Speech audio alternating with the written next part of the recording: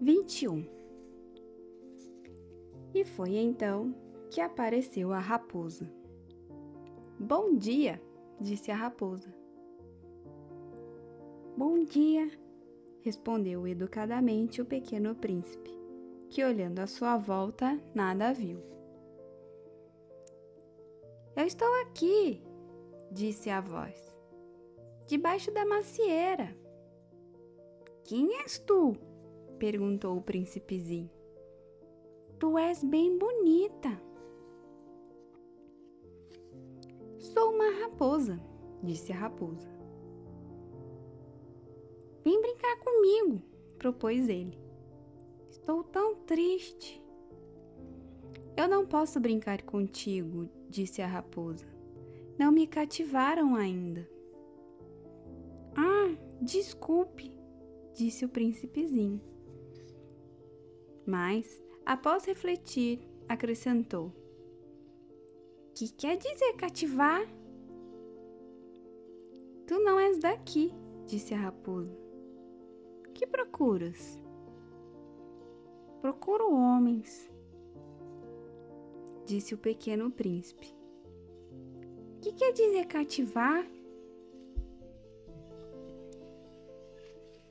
Os homens, disse a raposa, têm fuzis e caçam. É assustador. Criam galinhas também. É a única coisa que fazem de interessante. Tu procura galinhas? Não, disse o príncipe. Eu procuro amigos. Que quer dizer cativar?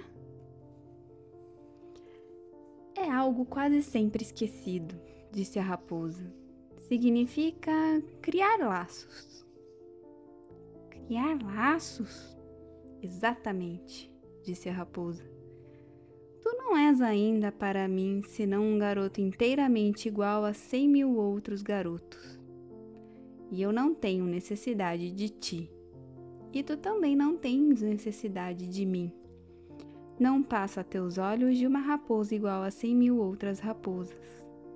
Mas, se tu me cativas, nós teremos necessidade um do outro. Serás para mim único no mundo, e eu serei para ti única no mundo. Começa a compreender, disse o pequeno príncipe.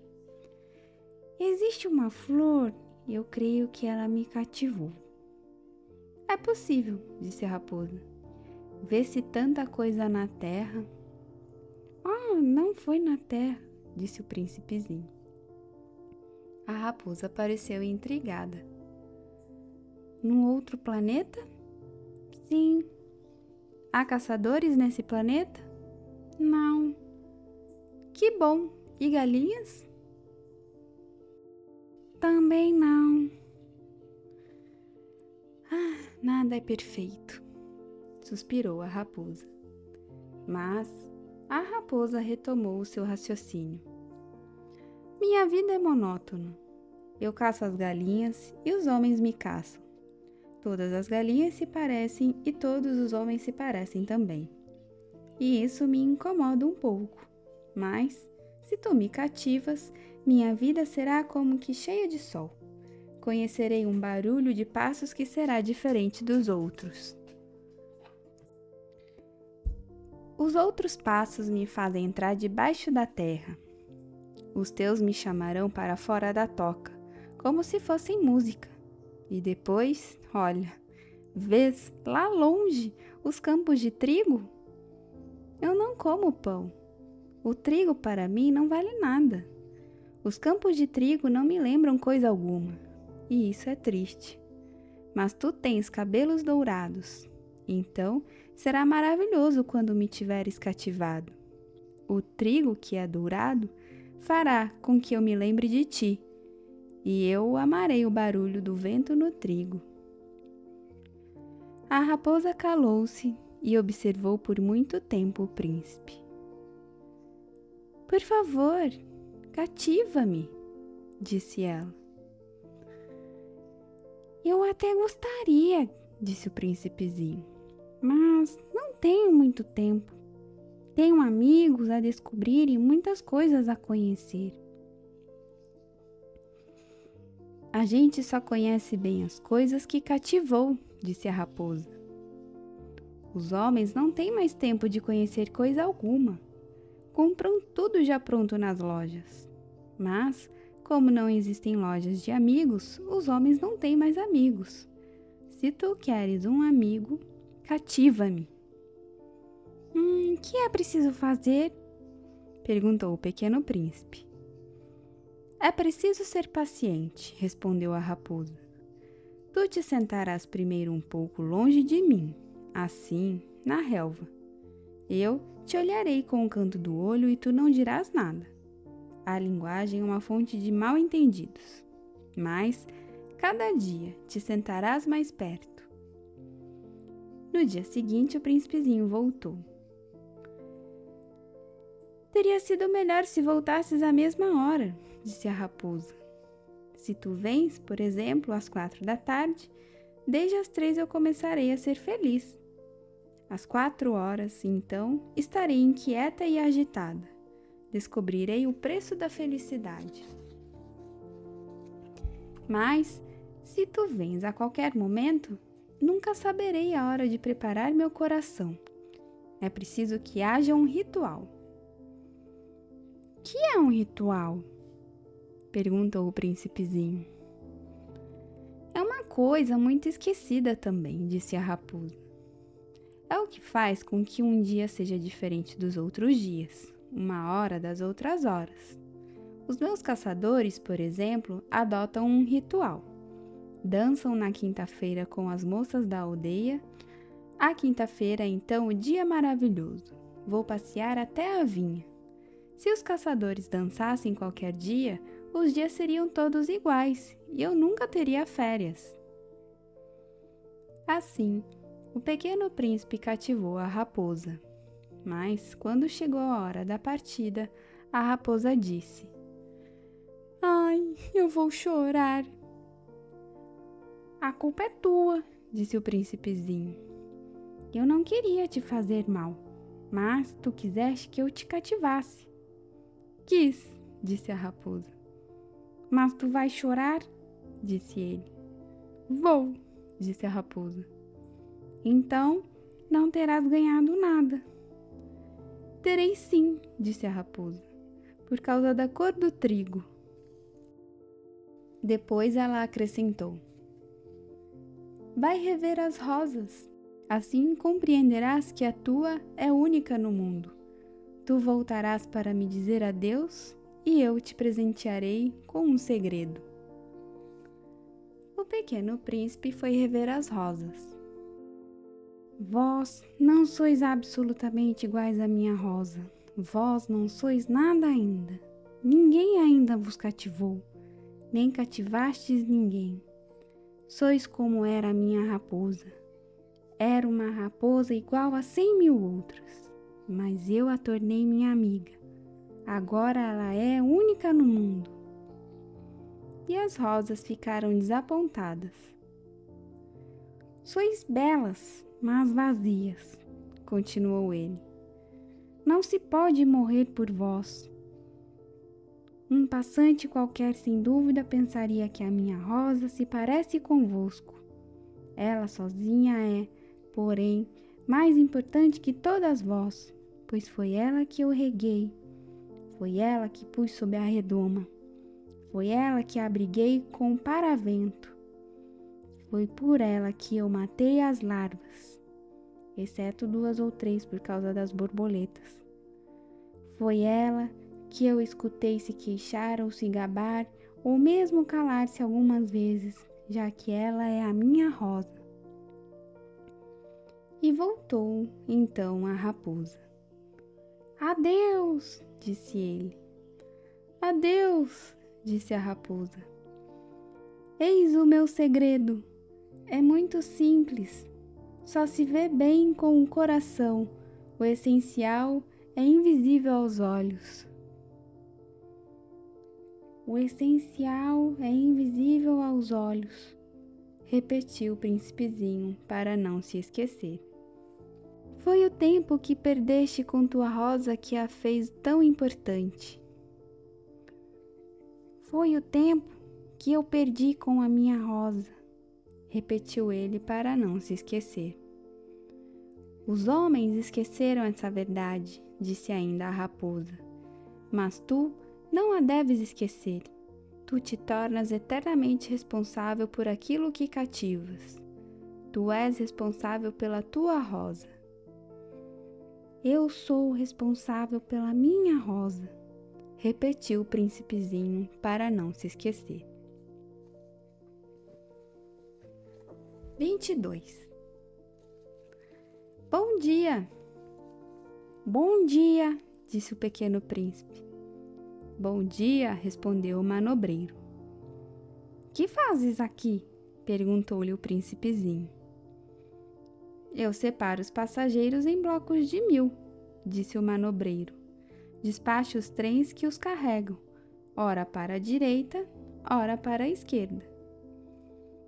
E um trem iluminado, roncando como um trovão, fez tremer a cabine do manobreiro. Eles estão com muita pressa, disse o pequeno príncipe.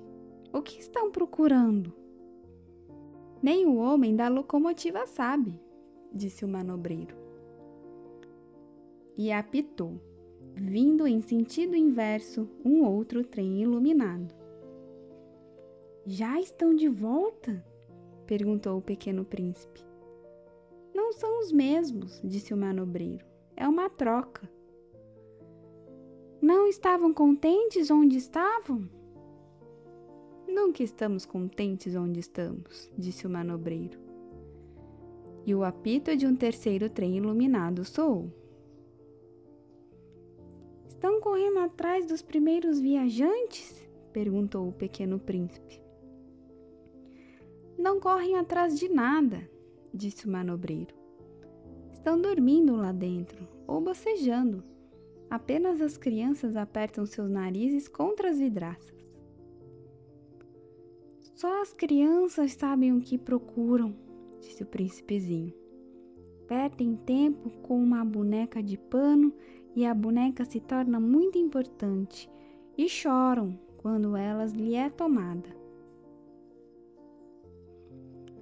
Elas são felizes, disse o manobreiro. 23. Bom dia, disse o pequeno príncipe. Bom dia, disse o vendedor. Era um vendedor de pílulas especiais que saciavam a sede. Toma-se uma por semana e não é mais preciso beber. Por que vendes isso? Perguntou o príncipezinho. É uma grande economia de tempo, disse o vendedor. Os peritos calcularam. A gente ganha 53 minutos por semana. E o que se faz com esses 53 minutos? O que a gente quiser. Eu? Pensou o pequeno príncipe. Se tivesse 53 minutos para gastar, iria caminhando calmamente em direção a uma fonte. 24. Estávamos no 8º dia de minha pane no deserto, justamente quando bebia a última gota da minha reserva de água, foi que ouvi a história do vendedor. Ah! Disse eu ao pequeno príncipe. São bem bonitas as suas lembranças, mas eu não consertei ainda meu avião. Não tenho mais nada para beber e eu também seria feliz se pudesse ir caminhando em direção a uma fonte. Minha amiga raposa me disse... Meu caro, não se trata mais da raposa. Por quê? Porque vamos morrer de sede. Ele não compreendeu o meu raciocínio e respondeu. É bom ter tido um amigo, mesmo que a gente vá morrer. Eu estou muito contente de ter tido uma raposa como amiga. Ele não pode avaliar o perigo, pensei. Não tem nunca fome ou sede, um raio de sol lhe basta.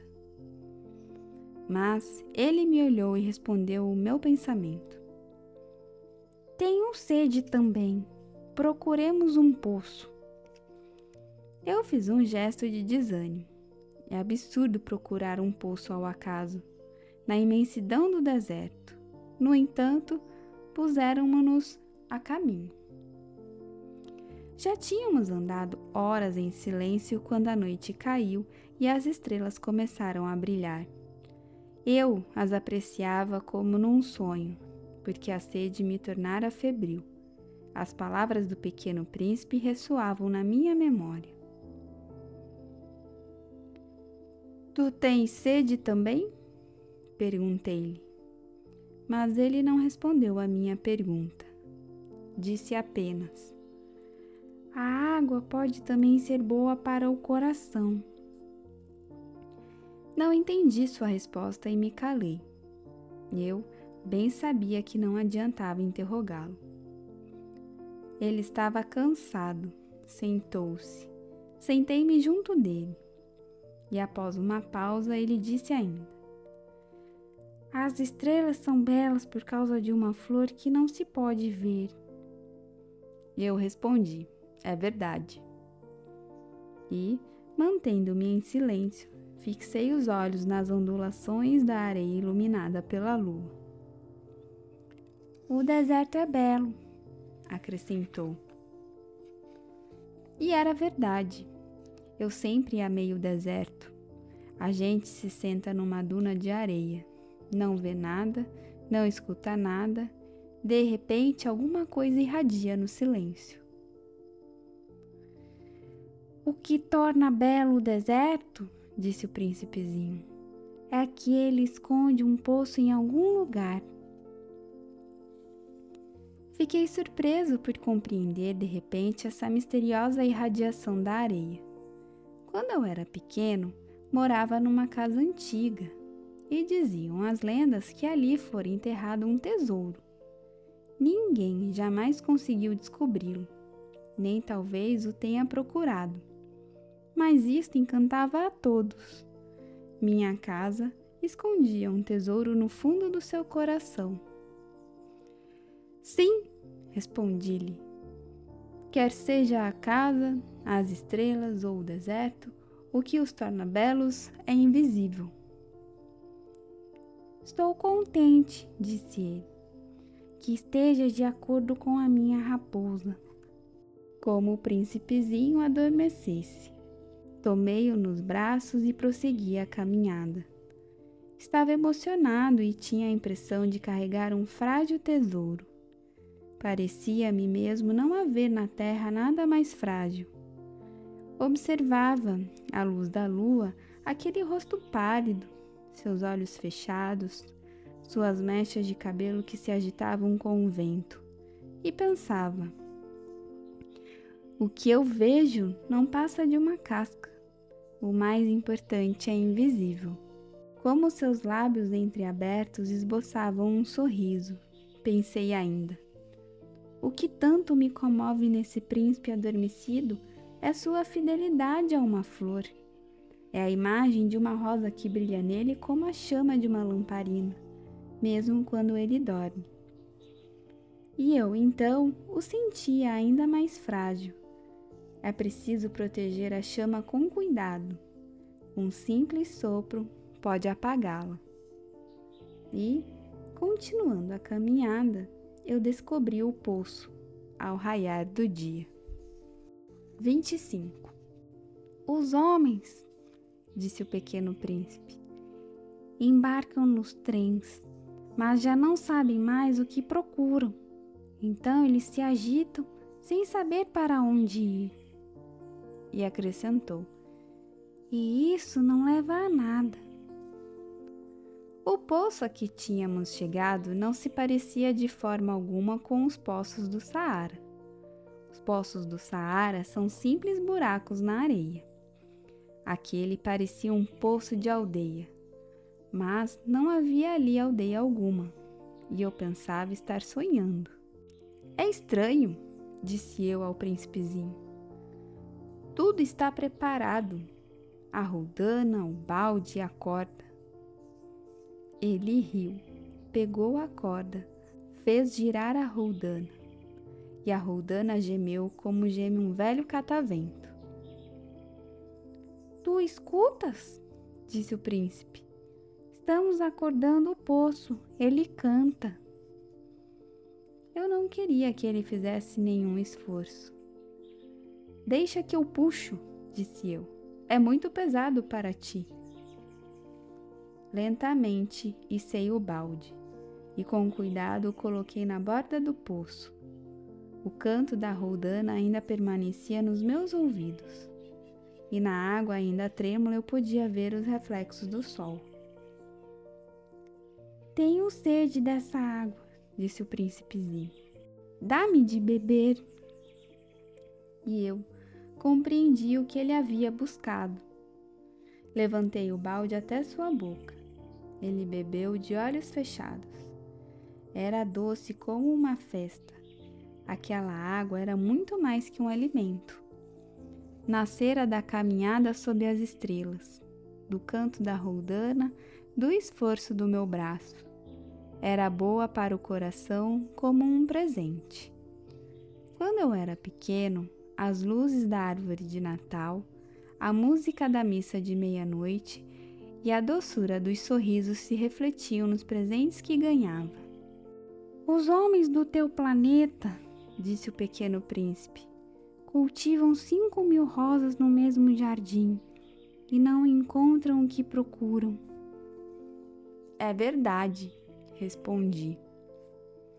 E, no entanto, o que eles procuram poderia ser encontrado numa só rosa ou num pouco de água.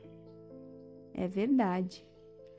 E o príncipezinho acrescentou: mas os olhos são cegos. É preciso ver com o coração. Eu tinha bebido. Respirava normalmente. Ao amanhecer, a areia cor de mel. E a cor de mel também me fazia feliz. Por que, então, eu estava triste? É preciso que cumpras a tua promessa, disse baixinho o pequeno príncipe, que estava de novo sentado junto a mim. Que promessa? Tu sabes, a focinheira do meu carneiro. Eu sou responsável por aquela flor. Tirei do bolso os meus esboços de desenho. O príncipezinho os viu e disse rindo: teus baobás mais parecem repolhos. Oh, e eu caprichara tanto nos meus baobás. Tua raposa, as orelhas dela parecem chifres e são compridas demais. Ele riu outra vez. Tu és injusto, meu caro. Eu só sabia desenhar jiboias abertas e fechadas. Não faz mal, disse ele. As crianças entendem. Rabisquei, então, uma pequena focinheira. Mas, ao entregá-la, senti um aperto no coração. Tu tens planos que eu desconheço. Ele não me respondeu, mas disse: lembras-te da minha chegada à Terra? Será amanhã o aniversário. Depois, após um silêncio, acrescentou: caí pertinho daqui. E enrubesceu. E de novo, sem compreender por quê, eu sentia uma estranha tristeza. Entretanto, ocorreu-me perguntar: então não foi por acaso que vagavas sozinho? Quando te encontrei há 8 dias, a quilômetros e quilômetros de qualquer região habitada, estavas retornando ao local onde chegaste? Ele enrubesceu novamente. E eu acrescentei hesitando: talvez por causa do aniversário? O príncipezinho ficou mais vermelho. Não respondia nunca às perguntas. Mas quando a gente enrubesce, é o mesmo que dizer sim. Não é verdade? Ah, disse-lhe eu. Eu tenho medo. Mas ele me respondeu: tu deves agora trabalhar, voltar para teu aparelho. Espero-te aqui. Volta amanhã de noite. Mas eu não estava seguro. Lembrava-me da raposa. A gente corre o risco de chorar um pouco quando se deixou cativar. 26. Havia ao lado do poço a ruína de um velho muro de pedra. Quando voltei do trabalho no dia seguinte, vi de longe o meu pequeno príncipe sentado no alto, com as pernas balançando, e o escutei dizer: "Tu não te lembras então? Não foi bem este o lugar." Uma outra voz lhe respondeu, porque ele replicou em seguida: "Não, não estou enganado. O dia é este, mas não é este o lugar." Prossegui em direção ao muro. Não enxergava nem ouvia ninguém a não ser ele. No entanto, o príncipezinho replicou novamente: "Está bem, tu verás na areia onde começam as marcas dos meus passos. Basta me esperar, estarei lá esta noite." Estava a 20 metros do muro e continuava a não ver nada. O pequeno príncipe disse ainda após um silêncio: "O teu veneno é do bom? Estás certa de que não vou sofrer por muito tempo?" Parei, o coração apertado, ainda sem compreender nada. "Agora vai-te embora", disse ele. "Eu quero descer." Então, baixei os olhos para o pé do muro e dei um salto. Lá estava, erguida para o príncipezinho, uma dessas serpentes amarelas que nos liquidam em 30 segundos. Rapidamente procurei o revólver no bolso, mas, percebendo o barulho, a serpente deslizou pela areia, como um esguicho de água que de repente seca, e vagarosamente se enfiou entre as pedras com um leve tinir metálico. Cheguei ao muro a tempo de segurar nos braços o meu caro príncipe, pálido como a neve. "Que história é essa? Tu conversas agora com as serpentes?" Afrouxei o nó do lenço dourado que ele sempre usava no pescoço. Molhei sua testa, dei-lhe de beber, e agora não ousava perguntar-lhe mais nada. Olhou-me seriamente e abraçou o meu pescoço. Senti o seu coração bater de encontro ao meu, como de um pássaro morrendo, atingido por um tiro. Ele me disse: "Estou contente de teres consertado o defeito de tua máquina. Vais poder voltar para casa." "Como soubeste?" "Eu vinha justamente avisar-lhe que, contra toda expectativa, havia conseguido realizar o conserto." Ele não respondeu à minha pergunta, mas acrescentou: "Eu também volto hoje para casa." Depois, tristonho disse: "É bem mais longe, bem mais difícil." Eu percebia claramente que algo de extraordinário se passava. Apertava-o nos braços como se fosse uma criancinha, mas tinha a impressão de que ele ia deslizando num abismo, sem que eu nada pudesse fazer para detê-lo. Seu olhar estava sério, vagando no além. "Tenho o teu carneiro e a caixa para o carneiro, e a focinheira." E ele sorriu com tristeza. Esperei muito tempo. Sentia que seu corpo, aos poucos, se reaquecia. "Meu caro, tu tiveste medo." É claro que tivera, mas ele sorriu docemente. "Terei mais medo ainda esta noite."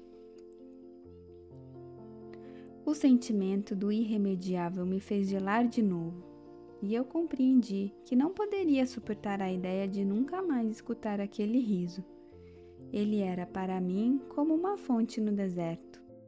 "Meu caro, eu quero ainda escutar o teu riso." Mas ele me disse: "Faz já 1 ano esta noite.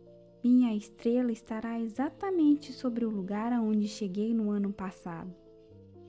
"Meu caro, essa história de serpente, de encontro marcado, de estrela, não passa de um pesadelo, não é mesmo?" Mas ele não respondeu à minha pergunta e disse: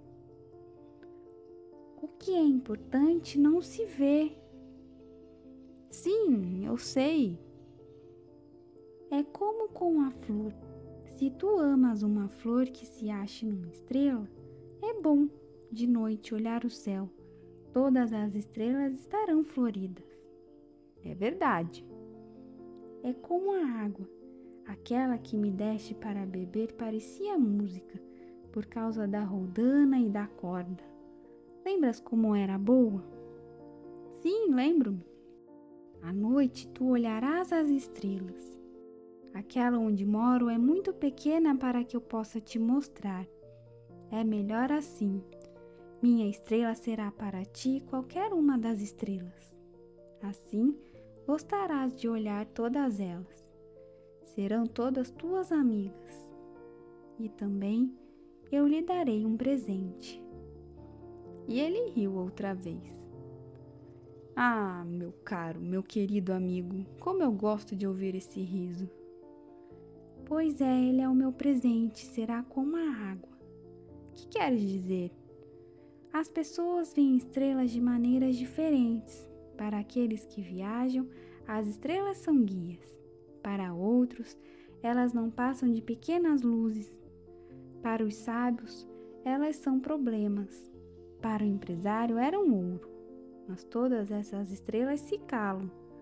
Tu, porém, terás estrelas como ninguém nunca as teve. O que queres dizer? Quando olhares o céu à noite, eu estarei habitando uma delas, e de lá estarei rindo. Então será para ti como se todas as estrelas rissem. Dessa forma, tu e somente tu terás estrelas que sabem rir. E ele riu mais uma vez. E quando estiveres consolado, a gente sempre se consola, tu ficarás contente por teres me conhecido. Tu serás sempre meu amigo, terás vontade de rir comigo, e às vezes abrirás tua janela apenas pelo simples prazer. E teus amigos ficarão espantados de ver-te rir olhando o céu. Tu explicarás então: sim, as estrelas, elas sempre me fazem rir. E eles te julgarão louco. Será uma peça que te prego. E riu de novo. Será como se eu lhe houvesse dado, em vez de estrelas, montes de pequenos guizos que sabem rir. E riu de novo. Depois ficou sério. Esta noite, por favor, não venhas. Eu não te deixarei. Eu parecerei estar sofrendo, parecerei estar morrendo. É assim, não venhas ver, não vale a pena. Eu não te abandonarei. Mas ele estava preocupado. Se eu lhe peço isto, é também por causa da serpente. As serpentes são más, podem morder apenas por prazer. Eu não te abandonarei. Mas uma coisa o tranquilizou. É verdade que elas não têm veneno para uma segunda mordida. Naquela noite, não o vi partir. Saiu sem fazer barulho. Quando consegui alcançá-lo, ele caminhava decidido, num passo rápido. Disse-me apenas: "Ah, aí estás!" E segurou minha mão. Mas preocupou-se de novo. "Fizeste mal, tu sofrerás. Eu parecerei estar morto, e isso não será verdade." Eu me calara. Tu compreendes? É muito longe, eu não posso carregar este corpo, é muito pesado. Eu continuava calado. Mas será como uma velha concha abandonada. Não tem nada de triste numa velha concha. Fiquei mudo. Ele perdeu um pouco da coragem, mas fez ainda um esforço. Será lindo, sabes? Eu também olharei as estrelas. Todas as estrelas serão como poços com uma roldana enferrujada. Todas as estrelas me darão de beber. Eu continuava mudo. Será tão divertido. Tu terás 500 milhões de guizos, eu terei 500 milhões de fontes. É aqui, deixa-me ficar só. E sentou-se, porque tinha medo. Disse ainda: Tu sabes, minha flor, eu sou responsável por ela. Ela é tão frágil, tão ingênua e tem apenas 4 pequenos espinhos para defendê-la do mundo. Eu me sentei também, pois não conseguia mais ficar de pé. Ele disse: Pronto, é isso. Hesitou ainda um pouco, depois levantou-se, deu um passo. Eu não podia mover-me. Houve apenas um clarão amarelo perto de sua perna. Permaneceu por um instante imóvel. Não gritou, tombou devagarinho como tomba uma árvore. Não fez sequer barulho por causa da areia. 27. E agora, já se passaram 6 anos. Jamais contara essa história. Os companheiros que me encontraram quando voltei ficaram contentes de me ver são e salvo. Eu estava triste, mas lhes dizia: é o cansaço. Agora já me conformei um pouco, mas não completamente. Tenho certeza de que ele voltou ao seu planeta, pois ao raiar do dia não encontrei o seu corpo. Não era um corpo tão pesado assim. E gosto, à noite, de escutar as estrelas. É como ouvir 500 milhões de guizos. Mas eis que acontece uma coisa extraordinária. Na focinheira que desenhei para o pequeno príncipe, esqueci de juntar a correia de couro. Ele não poderá jamais prendê-la no carneiro. E então eu pergunto: o que terá acontecido no seu planeta? Talvez o carneiro tenha comido a flor. Às vezes penso, certamente que não. O príncipezinho guarda sua flor todas as noites na redoma de vidro e vigia atentamente seu carneiro. Então, eu me sinto feliz e todas as estrelas riem docemente. Ou penso, às vezes a gente se distrai e isso basta. Uma noite ele se esqueceu de colocar a redoma de vidro, ou o carneiro saiu de mansinho, no meio da noite, sem que fossem notados. E todos os guizos então se transformam em lágrimas. Eis aí um grande mistério para vocês que também amam o Pequeno Príncipe como para mim. Todo o universo fica diferente se, em algum lugar que não sabemos onde, um carneiro que não conhecemos comeu ou não uma rosa. Olhem o céu, perguntem a si mesmos: o carneiro terá ou não comido a flor? E verão como tudo fica diferente. E nenhuma pessoa grande jamais entenderá que isso possa ter tanta importância. Esta é, para mim, a mais bela e a mais triste paisagem do mundo. É a mesma da página anterior, mas desenhei-a de novo para mostrá-la bem. Foi aqui que o Pequeno Príncipe apareceu na Terra e depois desapareceu. Olhem atentamente esta paisagem para que estejam certos de reconhecê-la se viajarem um dia pela África, através do deserto. E se passarem por ali, eu lhes peço que não tenham pressa e esperem um pouco bem debaixo da estrela. Se, de repente, um menino vem ao encontro de vocês, se ele ri, se tem cabelos dourados, se não responde quando é perguntado, adivinharão quem ele é. Façam-me então um favor. Não me deixem tão triste. Escrevam-me depressa dizendo que ele voltou.